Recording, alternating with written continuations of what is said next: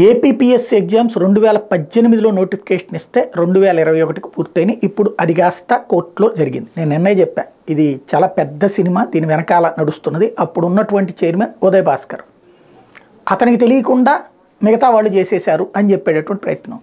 ఒక పెద్ద హంబక్కేం ఆ రోజునే నడిచింది. ఎవడైనా మూల్యాంకనం అంటే డిజిటల్లో చేస్తారు, కానీ డిజిటల్లో వద్దు అని చెప్పి ఆర్డర్లు తెచ్చి మళ్ళీ అందులో ఒకసారి కాదు 2 సార్లు అని చెప్పి తీసుకొచ్చి ఓవరాల్గా ఈ గందరగోళానికి కారణమైనటువంటి వాళ్ళలో తిలాపాపం తలాపిడికిడు. ఇప్పుడు అది ఉద్యోగాలు పొందినటువంటి వాళ్ళని తీపించాలి.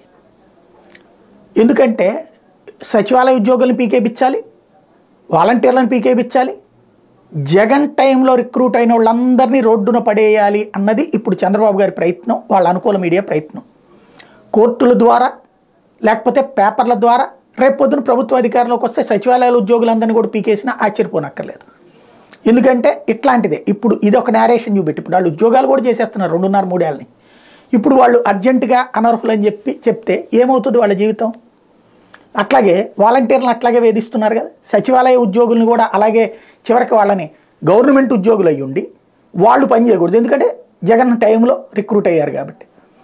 ఇది చంద్రబాబు గారి రంగంలోకి దిగడం వెనకాల కనబడుతున్నటువంటి కథ. ఇప్పుడు దీంట్లో నెక్స్ట్ స్టెప్ ఏముంటుందంటే, ఇట్లాగ మొన్న రిక్రూట్ అయినటువంటి వాళ్ళందరినీ ఎన్నికల విధుల్లో ఉంచడానికి వీల్లేదని చెప్పి పిటిషన్ వేస్తారు.